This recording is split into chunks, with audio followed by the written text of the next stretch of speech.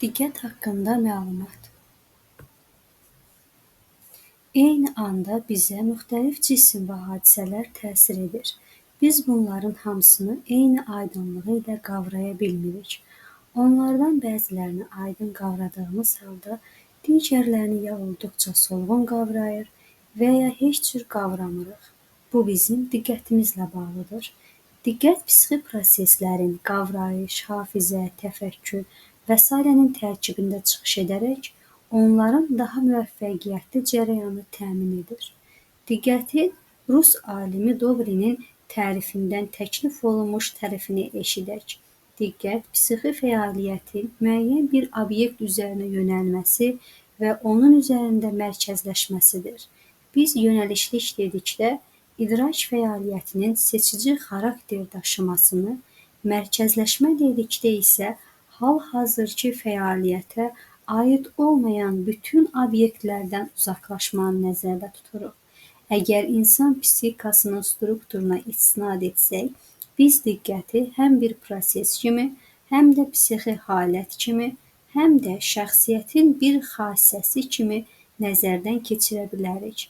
Lakin bildiyimiz kimi, diqqətin müstəqil psixi proses olması haqqında psixoloji ədəbiyyatda fikirlər üst-üstə düşmür. Bəzi tədqiqatçılar diqqətin digər psixi proseslərin tərkibində çıxış etməsi faktını əsas tutaraq, onu müstəqil psixi proseslərə ayırd etmirlər. Digər tədqiqatçılar isə diqqəti idrak proseslərindən biri hesab edərək, onu əsasən iradə və idrak fəaliyyəti ilə əlaqələndirirlər. Diqqətin funksiyaları. Psixoloqlar diqqətin 3 əsas funksiyası üzərində xüsusi olaraq dayanırlar. Seçmə funksiyası, saxlama funksiyası və nəzarət funksiyası. Adətən insan ona təsir edən cisim və hadisələrdən həyatı üçün daha əhəmiyyətli olanı seçir, psixi fəaliyyətini onun üzərinə yönəldir və onun ətrafında mərkəzləşdirir. Bu zaman ikinci dərəcəli kənar təsirlərə əhəmiyyət vermir. Şübhəsiz bu cür seçmə halı olmasa, insanın lazımi obyektləri aydın qavraması mümkün olmazdı. Əhəmiyyətli və əhəmiyyətsiz obyektləri bir-birindən ayırmaq məhz psixi fəaliyyətin seçmə funksiyasının köməyi ilə həyata keçir. Diqqətin həyata keçirdiyi ikinci mühüm funksiya saxlama funksiyasıdır. İnsanın hər hansı bir obyekti lazımi şəkildə dərk etməsi üçün psixi fəaliyyətini, diqqətini müəyyən vaxt ərzində həmin obyektin üzərində saxlaması tələb olunur. Bu baxımdan diqqətin həmin funksiyanı yerinə yetirməsi də mühüm əhəmiyyət kəsb edir. Nəhayət, diqqətin üçüncü mühüm funksiyası fəaliyyətin gedişini tənzim etmək və ona nəzarət etməkdir. Bu funksiyanı yerinə yetirməklə diqqət insanın fəaliyyətini bir növ tənzim edir. Diqqətin insan həyat və fəaliyyətində rolu. Diqqətin insanın həyat və fəaliyyətində rolu əvəzolunmazdır. Diqqət olmadan insan nə duya, nə qavraya, nə fikirləşə, nə də hər hansı bir işi, hərəkəti yerinə yetirə bilər. Təlim prosesində diqqətin oynadığı rol xüsusilə böyükdür. Dərs zamanı tədris materiallarını qavrama, anlama və mənimsəmə müxtəlif amillərdən asılıdır. Onların içərisində əsas yeri diqqət tutur. Hətta əyani vasitələrlə təchiz olunan məzmun baxımından fərqlənən bir dərsdə müəllim şagirdlərin diqqətini səfərbər edə bilməzsə, o təlim materiallarını yaxşı mənimsədə bilməz. Materialın ilkin qavranılması, onunla aparılan iş, onun hafizədə möhkəmlənməsi şagirdin diqqətinin davamlı olmasını tələb edir. Uşinskinin sözləri ilə desək, diqqət ruhumuzun elə yeganə qapısıdır ki, şuurumuzda olan hər bir şey mütləq buradan keçir. Ona görə də Uşinski müəllimlərə dərs zamanı şagirdləri həmin qapını açıq saxlamağa alışdırmağı məsləhət bilirdi. Diqqətin fizioloji mexanizmləri.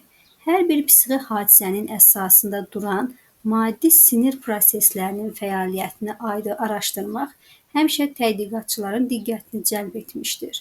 Bəzən psixi hadisələrin maddi əsasını təsir edən qıcıqlandırıcının xarakteri ilə izah etmişlər. Geştalt psixoloqlara görə diqqətin həcmi və istiqaməti bütünlüklə qavrayışın quruluşu ilə təyin olunur. Əgər qavrayışın qanunlarını bilsək, diqqətin necə cərəyan etdiyini asanlıqla aydınlaşdıra bilərik. İkinci qrup psixoloqlar diqqətin emosional nəzəriyyəsinə əsas götürürlər. Onların fikrincə, diqqətin istiqaməti bütünlüklə həvəs, tələbat və emosiyalarla təyin olunur. Odur ki, diqqəti psixi proseslərin xüsusi kateqoriyası kimi ayırmağa lüzum yoxdur. Amerikan behaviorist psixoloqlar bu mövqedən çıxış edirlər. Üçüncü qrup psixoloqlar isə diqqətin motor nəzəriyyəsi mövqeyində dururlar. Onlar diqqəti hər bir iradi aktın əsasında duran motor yönümün təzahürü hesab edirlər. Başqa sözlə, diqqətin mexanizmi hər bir gərginlik üçün xarakterik olan əzələ qüvvəsi siqnalları ilə bağlıdır. Aydındır ki, bu nəzəriyyələrdən hər biri diqqətin mexanizmində yalnız bir cəhət əsas götürür və faktiki olaraq onun fizioloji mexanizmini tam halda izah etməyə yaxınlaşmır. Burada başlıca məsələ sinir hüceyrələrinin vəziyyəti ilə əlaqəlidir. Əgər müəyyən qıcıqlandırıcının təsiri ilə sinir hüceyrələri fəaliyyət halına gəlirsə, bu oyanma deməkdir. Əgər sinir hüceyrələri müvəqqəti olaraq öz fəaliyyətini dayandırırsa, bu ləngimədir. Beyində bu iki sinir prosesi arasında sanki mütəmadi olaraq mübarizə gedir. Bir sahədə oyanma olduqda, digər sahədə ləngimə yaranır və ya əksinə. Bu iki sinir prosesi Pavlovun müəyyən etdiyi kimi üç əsas qanuna, oyanma və ləngimənin yayılması, onların cəmləşməsi və qarşılıqlı induksiyası qanununa tabedir. Əsas sinir proseslərinin bu qanunları diqqətin mexanizmini izah etmək üçün çox əhəmiyyətlidir. Yalnız qarşılıqlı induksiya qanununa nəzər salaq.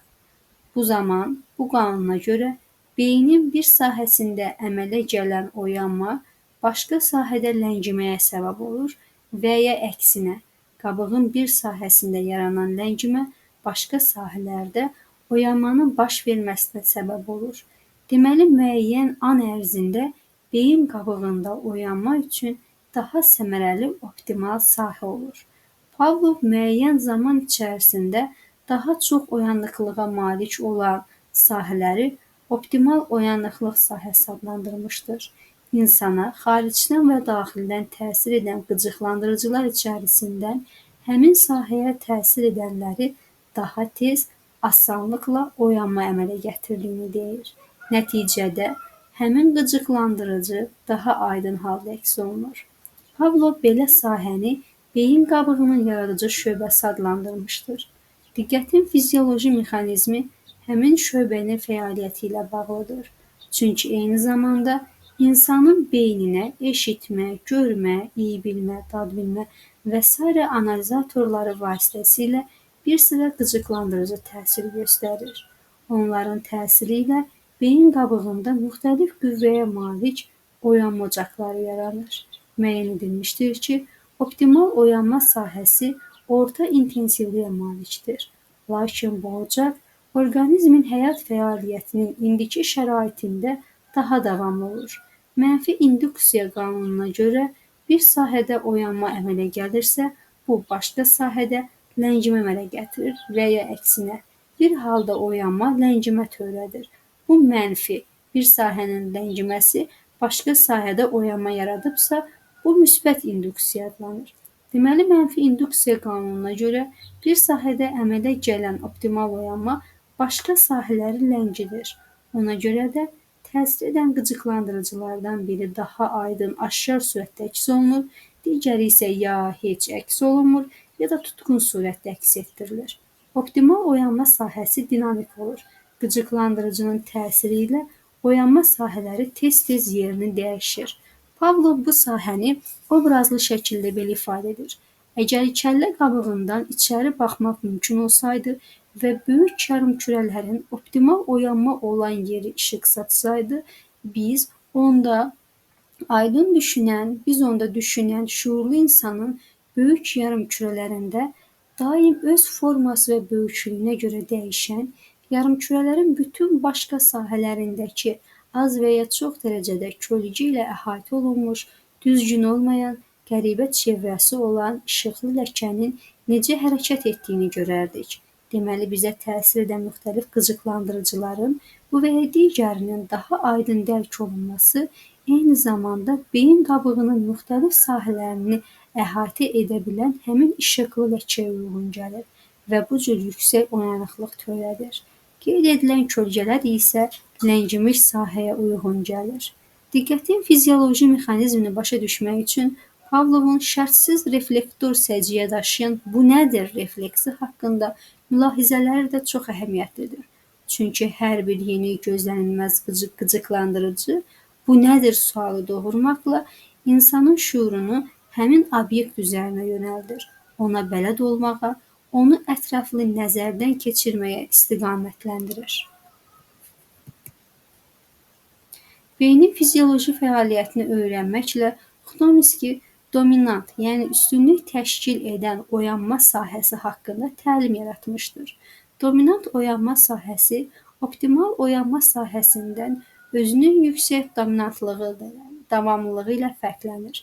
Belə üstün oyanma, yəni dominant sahəsi nəinki yeni əmələ gələn oyanma ocaqlarını ləngidir, həm də onların hesabına daha da güclənə bilir.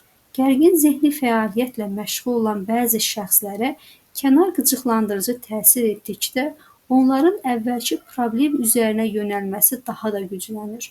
Bu hal sanki bütün qüvvələr səfərbərliyə alınır və kənar qıcıqlandırıcılar sezilməmiş qalır. Diqqətin mərkəzləşməsi artır. İstər optimal oyanıqlıq sahəsi, istərsə də dominantlıq haqqında təlim diqqətin ixtiyari növünün mexanizmini kifayət qədər aydınlaşdırmağa imkan vermir.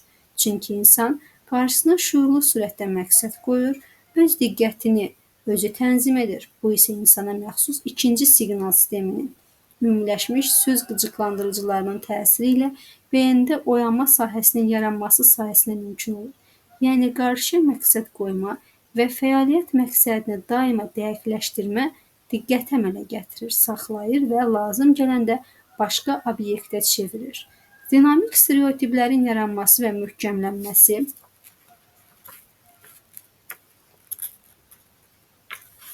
yəni xüsusi iş rejiminin yaranması da diqqətin əmələ gəlməsi və təşkili cəhətdən əhəmiyyətlidir. Əlbəttə, diqqətin fizioloji mexanizmi çox mürəkkəbdir. Hazırda bu mexanizm sinir sisteminin müxtəlif səviyyələrində yerləşmiş süzgəc kimi başa düşülür. Buradan orqanizm üçün lazım olan qıcıqlandırıcılar seçilib götürülür.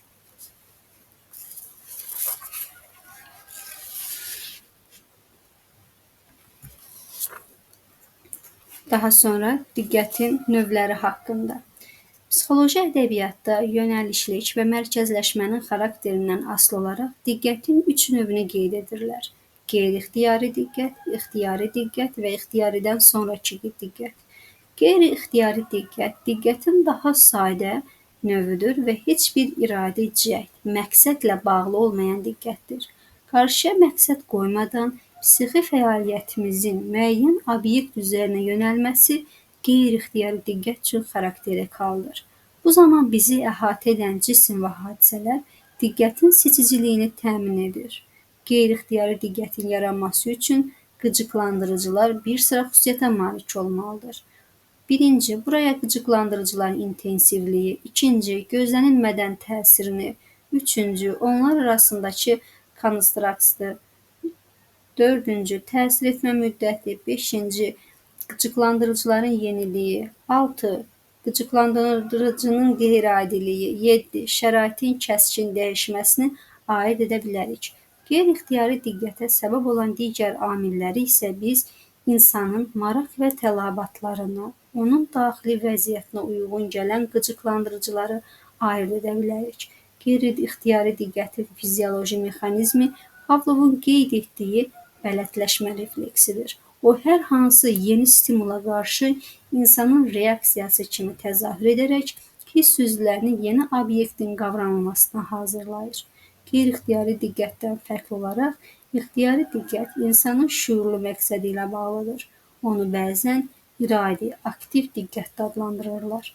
Vygotsky qeyd edir ki, ixtiyari diqqət vasitəli prosesdir. Yəni o, müxtəlif vasitələrin işarə, nitq və qarşıya qoyulmuş məqsədin vasitəsilə həyata keçirilir. Antigenezdə ixtiyari diqqətin inkişafını izləsək, görərik ki, bu proses tədricən baş vermişdir. Yaşlılar uşağın diqqətini sözlü təlimat vasitəsilə lazım olan obyektə yönəldirlər. Onun qarşısında məqsəd qoyaraq uşağın fəaliyyətini təşkil edirlər. Sonra isə uşaq özü müstəqil şəkildə qarşısına məqsəd qoymaq bacarığına yiyələnir. Fizioloji səviyyədə ixtiyari diqqətin tənzim olunmasında beynin alın payı iştirak edir. Diqqətin digər növü isə Dobrenin tərəfindən ixtiyaridən sonrakı diqqət adlandırılmışdır. Diqqətin bu növü ixtiyari diqqət kimi əvvəlcə məqsədyönlü xarakter daşıyır və iradi cəhd tələb edir. Lakin sonra fəaliyyətin məzmunu insan üçün o qədər böyük maraq kəsb edir ki, artıq iradi cəhd tələb olunmur. Məhz buna görə də həmin diqqəti ixtiyari diqqət adlandırmaq olmur. Çünki bu zaman psixi fəaliyyət iradi cəhdlə başlasa da, sonradan bu cür iradi cəhd göstərilmədən davam edir. Ona qeyri-ixtiyari diqqət adlandırmaq da mümkün deyil. Çünki bu işə iradi cəhdlə başlanılmışdır. Məhz buna görə də diqqətin həmin növünü Dobrenin ixtiyardan sonrakı diqqət adlandırmışdır. Adətən, ixtiyardan sonrakı diqqətə keçid insanın artıq iradi güc sərf etməsinin qarşısını alır. Diqqətin xarakteri, xüsusiyyətləri. Psixoloji ədəbiyyatlarda diqqətin 5 əsas xüsusiyyətinə aid edirlər. Bunlar diqqətin həcmi, paylanması, mərkəzləşməsi, davamlılığı və keçirilməsidir. Göstərilən xassələr bütün adamlarda eyni səviyyədə inkişaf etmir. Məsələn, bəzi adamlarda diqqət daha çox mərkəzləşməyə, digərində isə paylanmaya meyl edir. Diqqətin həcmi onun eyni vaxtda əhatə etdiyi cisimlərin miqdarı ilə müəyyən edilir. Diqqətin həcmi fərdi şəkildə dəyişən bir kəmiyyət olub və əsasən bir-biri ilə əlaqəsi olmayan obyektlər əhatə edir. Əksər hallarda diqqətin həcmini ölçmək üçün taxistokopsdan adlanan cihazdan istifadə olunur. Bu cihaz vasitəsilə qıcıqlandırıcılar, sözlər, fiqurlar, rəqəmlər və s. elə nümayiş etdirilir ki, yoxlanılan şəxs nəzərini bir obyektdən digərinə keçirə bilməsin. Diqqətin həcmi qavranılan cisim və hadisələrin bir-biri ilə nə qədər sıx əlaqədə olmasından asılıdır. Cisim və hadisələr bir-biri ilə nə qədər sıx əlaqədə olarsa, diqqətin həcmi də bir o qədər böyük olar. Bunu aydın görmək üçün gündəlik misalları xatırlaya bilərik. Diqqətin davamlılığı. Onun eyni bir obyekt üzərində uzun müddət saxlanmasında istifadə olunur. Tədqiqatlar göstərir ki, insan diqqətini yönəltdiyi obyektdə yeni tərəflər, yeni əlaqələr aşkar etməyi bacarırsa, onun diqqəti davamlı olur. Başqa sözlə, qavranılan obyekt daima yeni məzmun kəsb edərsə, bu diqqətin davamlı olmasına gətirib çıxarır. Bundan başqa, diqqətin davamlılığı bir sıra şərtlərdən, məsələn, materialın çətinlik dərəcəsindən, onun anlaşıqlılığından, subyektin ona münasibətindən, insanın yaşından və şəxsiyyətin bir çox fərdi xüsusiyyətlərindən asılıdır. Diqqətin paylanması eyni zamanda 2 və ya daha çox fəaliyyət növünü və yaxud müxtəlif işləri həyata keçirmə qabiliyyətinə diqqətin paylanması olur. Diqqətin paylanmasının zəruri şərtlərindən biri odur ki, bu zaman icra olunan fəaliyyətlərdən biri avtomatlaşdırılmalı, yəni şuurun xüsusi nəzarəti olmadan həyata keçirilməlidir. Diqqətin paylanması insanın fizioloji və psixoloji vəziyyətindən çox asılıdır. Yorğunluq halında diqqətin daha çox mərkəzləşməsini tələb edən fəaliyyət növlərinin həyata keçirilməsi zamanı diqqəti paylamaq çətin olur. Bununla belə, diqqətin paylanması səviyyəsi eyni zamanda icra edilən fəaliyyət növlərinin xarakterindən, onların mürəkkəblik dərəcəsindən, həmin fəaliyyət növləri sahəsində insanın bacarıq və vərdişlərinin avtomatlaşması səviyyəsindən asılıdır. Diqqətin keçirilməsi şuurlu surətdə diqqəti bir obyektdən digər obyektə, bir fəaliyyət növündən digərinə keçirməklə təzahür edir. Məsələn, müəllim dərs zamanı diqqətini müxtəlif şagirdlərə və fəaliyyətə, gözlənilmədən baş verən hadisələrə keçirir və eyni zamanda o dərsin əsas məzmunundan, planından yayınmır. Keçirilmə hər hansı bir dəyişən, mürəkkəb situasiyaya daha tez bələdləşmə qabiliyyəti ilə bağlıdır. Əlbəttə, diqqətin keçirilməsi bütün insanlarda baş vermir və çox şərtlərdən asılı olur. Bunlardan əvvəlki və sonrakı fəaliyyətin qarşılıqlı əlaqəsini və subyektin onlara münasibətini ayırd etmək olar ki, insan asan işdən çətin işə keçdikdə keçirilmənin göstəriciləri aşağı düşür. Diqqətin keçirilməsi bir fəaliyyətdən digər fəaliyyətə keçmə tezliyində ifadə olunur və həm də sinir sisteminin bəzi xassələrindən dinamiklik və rigidliyindən asılıdır. Diqqətin mərkəzləşməsi zamanı şuurumuz yalnız bir obyekt və fəaliyyətə yönəlir. Fizioloji baxımdan mərkəzləşmə beyində olan dominant oyanma ocağının fəaliyyəti ilə bağlıdır. Mərkəzləşmənin maksimal intensivliyi yalnız bir obyektin qavranılması zamanı baş verir. Diqqətin həcmi artdıqca o mərkəzləşmənin səviyyəsinin aşağı düşməsinə səbəb olur. Mərkəzləşmə dərk etdiyimiz cisim və hadisələrin daha dərindən öyrənilməsinin, mürəkkəb əşyavi fəaliyyətin yerinə yetirilməsinin psixoloji şərti kimi çıxış edir. Diqqətin qeyd olunan xassələrlə yanaşı başqa xassələr də var. Diqqətin tərəddüdlüyü, diqqətin yayınması, diqqətin dağınıqlığı. Diqqətin tərəddüdü müəyyən fəaliyyət zamanı diqqətimizin gah bu, gah da başqa obyektə yönəlməsi az və ya çox müddət onun üzərində mərkəzləşməsidir. Hətta çox davamlı və mərkəzləşmiş diqqət zamanı biz onun intensivlik dərəcəsinin qısa müddətli qeyri-ixtiyari dəyişmələrlə rastlaşırıq. Bu diqqətin tərəddüdüdür. Diqqətin yayınmasına gəldikdə isə bu, hər hansı bir fəaliyyət zamanı diqqətin qeyri-ixtiyari olaraq əsas işlə əlaqəsi olmayan kənar cisim və ya hadisəyə yönəlməsindən ibarətdir.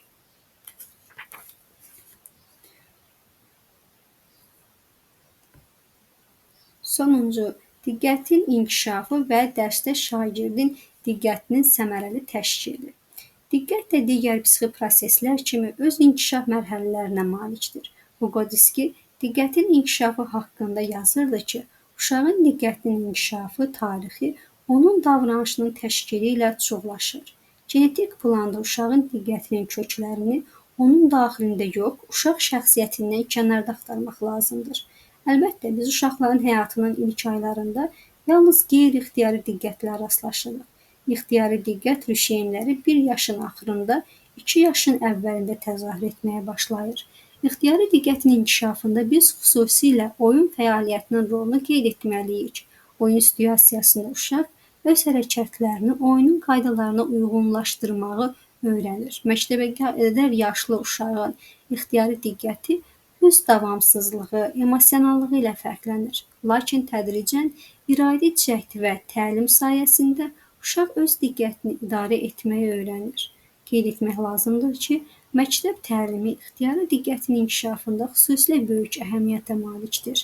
Əgər kiçik məktəblilər öz davranışlarını idarə edə bilmirlərsə və onlarda qeyri-ixtiyari diqqət üstünlük təşkil edirsə, artıq yuxarı siniflərdə məktəbli uzun müddət hər hansı fəaliyyət növü ilə məşğul ola, öz davranışına nəzarət edə bilir. Lakin 13-14 yaşlarında müşahidə olunan və yorğunluğa, əsəbiliyə səbəb olan bəzi fizioloji dəyişikliklər yenidən diqqətin bəzi xüsusiyyətlərinin aşağı enməsinə gətirib çıxarır. Lakin bu hadisə nəinki uşağın orqanizmində baş verən fizioloji dəyişikliklərlə, həm də təəssürat bolluğunun təsiri ilə baş verir. Qeyd etmək lazımdır ki, məktəbdə təlim-tərbiyə işinin təşkili zamanı hər bir şagirdin diqqətinin yaş və fərdi xüsusiyyətləri nəzərə alınmalıdır. Təlim və tərbiyə prosesində müəllim bir ali funksiya kimi diqqəti inkişaf etdirmək, dərs prosesində onu idarə etmək üçün bu üsullardan istifadə edə bilər. 1. Təlim materialının təşkili, onların anlaşıqlı strukturu, daha parlaq misalların seçilməsi. 2. Dərs zamanı şagirdlərin fəaliyyətinin düzgün təşkili, yəni şagirdlərin fəal, müstəqil və yaradıcı fəaliyyətinə şərait yaradılması, fəaliyyətin növlərinin bir-biri ilə əvəz olunması. 3. Müəllim fəaliyyətinin təşkili, yəni onun nitqinin xüsusiyyətlərinin, şərhin anlaşıqlığı, obrazlı, məntiqi və emosional olması. 4. Əyani və texniki vasitələrdən istifadə. 5. Şagirdlərdə təlim vərdişlərinin yaranması. 6. Şagirdlərdə təlim motivasiyasının, dərsə davamlı marağın formalaşdırılması.